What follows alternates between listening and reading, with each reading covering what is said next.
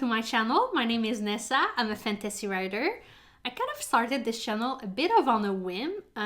It was one of my resolutions this year to get out of my comfort zone, and let's say that putting my face in front of a camera is like the definition of out of my comfort zone. So I wanted to start this channel to share my writing journey as I'm writing my second book. So maybe to get started and get to know me a little bit and my projects, I could give you like a timeline of, let's say, the 5 work in progress I was working on at the same time at one point 2 years ago. My thought process back then was that when I'm not inspired to write one, I could just jump to the other one, and then little by little they will all get finished at some point, and I would have like 5 books on my hands. Isn't that the dream?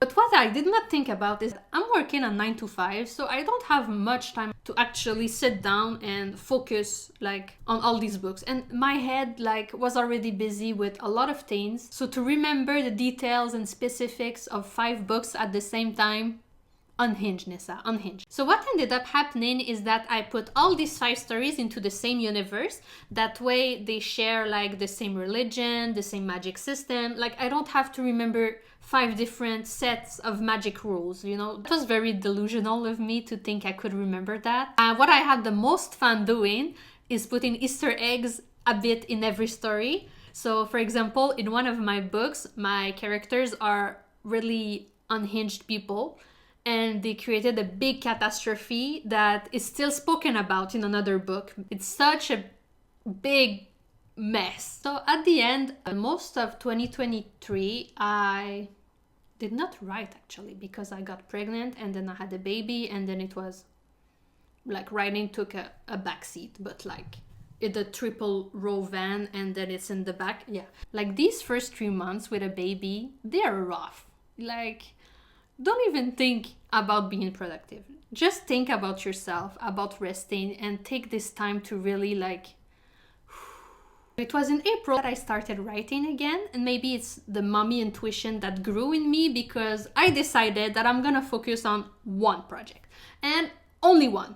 So it was my time to sit down and have a chat with myself on which project to choose. And then I have to stick to it until the end. So I ended up choosing the one that I wrote in 2016. I finished it in 2018. I entered pitch wars with it in 2018. Then what happened with that book is that, well, first, it did not get picked for pitch wars. I ended up just shelving it and starting another project.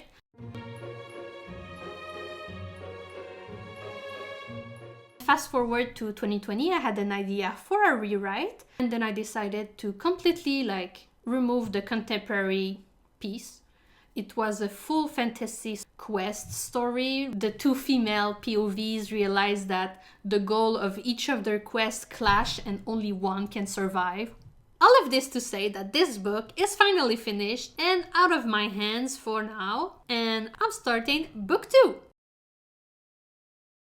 Hey guys, new day, new me, and let's just pretend that the last clips were not filmed like 5 months ago, and let's jump ahead to the question. How long have you been writing? I was 12 years old, I think.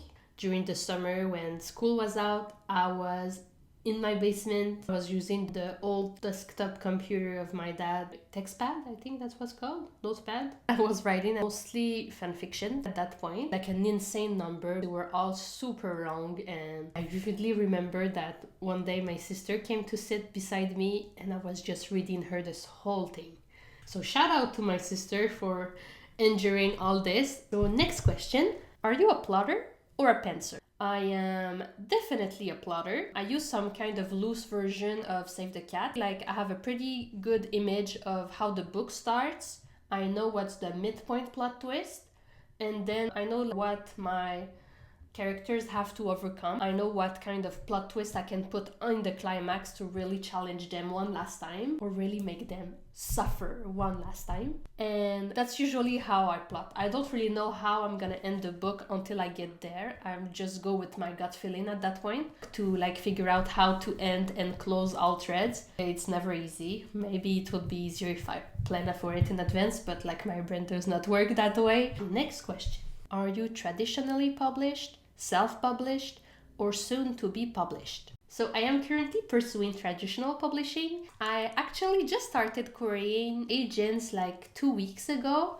It's my first time in the trenches. It's been really nerve-wracking. I've been taking little clips here and there whenever something happens, so I can share it in another querying vlog that I hope I'll get to post soon. So yeah, next question. What writing tools do you use to write? I'm a big Scrivener girly, and mostly because I have the freedom to just create as many files that I want, reorder them. But let's say like for the brainstorming stage, I would use Scrivener sometimes, but then I found something better because I really love to have this like bird's eye view. And the tool I found for that is Miro. It's like having like a whiteboard and you can create a lot of post-its, but online. So that way you can just zoom out and see everything at once. It's really what I need when I want to brainstorm. And it's shareable too, so if you want to share it with your critic partner. And then for middle of the night burst of inspiration, I just use my notes app. So that's basically my top 3, the Notes app,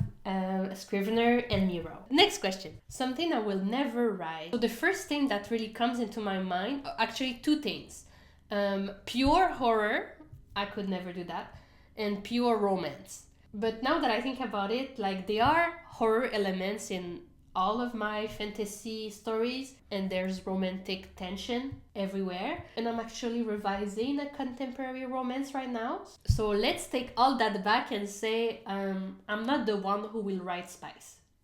Next question. What are some of your favorite tropes? An ensemble cast. Is it a trope? I don't know, but I really love when books like have a crew of dysfunctional people, like they all have grudges and messy feelings and angst. There's tension everywhere. They all hate each other's gut. An ensemble cast of reluctant allies. That's my favorite thing. Like the best example I think of right now is Six of Crows.